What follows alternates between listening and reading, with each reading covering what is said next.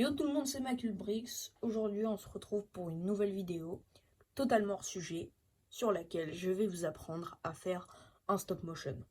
Un stop motion, en premier temps, qu'est-ce que c'est? Un stop motion, c'est une série de photos qu'on anime en fonction de la vitesse à laquelle on veut, etc. Ce qu'il faut faire pour faire un stop motion, c'est... Non, je vais vous venir les petits fouilleurs, là, les petits fouineurs. Non, c'est pas sur l'appareil photo. C'est bien plus complexe. Vous allez d'abord aller dans le Play Store ou l'App Store en fonction de votre téléphone. Vous allez taper Stop Motion Studio. Vous cliquez sur le premier lien et vous installez. C'est aussi simple que ça. Ensuite, vous allez dans, quand vous avez bien sûr installé l'application, vous allez aller dans tout ce qu'on peut apprendre. Ce qu'il faut, c'est, je vais vous le dire, hein, ce qu'il faut faire pour avoir un bon stop motion, c'est une bonne lumière. Vous voyez, regardez, une light comme ça, un scénario, des personnages et un script. C'est aussi simple que ça. C'est très facile, c'est très simple à faire. Alors, je vous rassure, hein, moi, quand j'ai commencé Stop Motion Studio, je ne savais pas du tout m'y prendre. Je ne connaissais rien.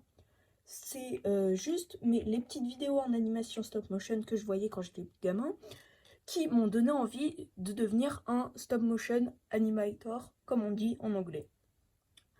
Ça m'a toujours plu, les petites animations en stop motion. Je savais même pas que ça s'appelait comme ça à la base. Moi, je pensais que c'était photo animée. Voilà. Petite anecdote. C'était un peu gênant, mais bon. Donc, ce qu'il faut faire, c'est avoir une bonne lumière, un script et un scénario. Et des personnages, bien sûr. Et, ah oui, j'en ai oublié un, savoir de quoi votre histoire en stop motion va parler. Ou que ça soit juste des animations et pas une histoire. Pour ma part, moi, je fais avec des Lego. Là, par exemple, le personnage que vous voyez devant vous, c'est mon avatar en Lego. Il s'appelle Macul. Et je vous le présente, voilà.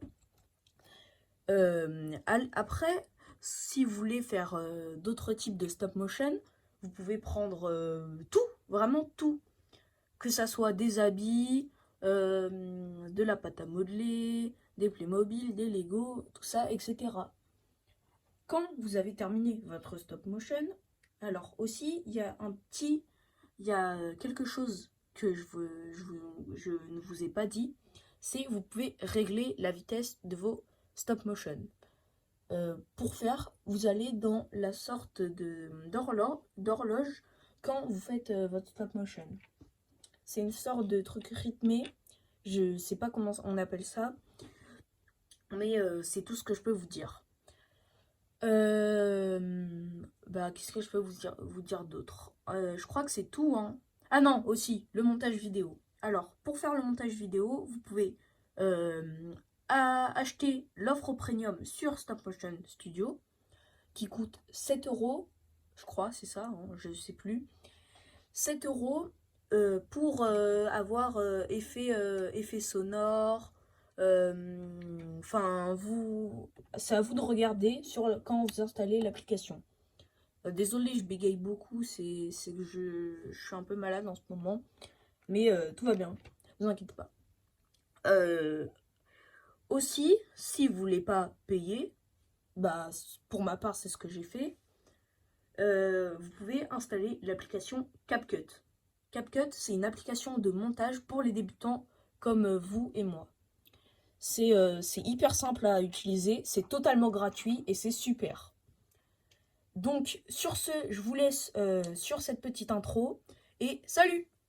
Ça serait tellement dommage de ne pas s'abonner et de ne pas liker. Hein?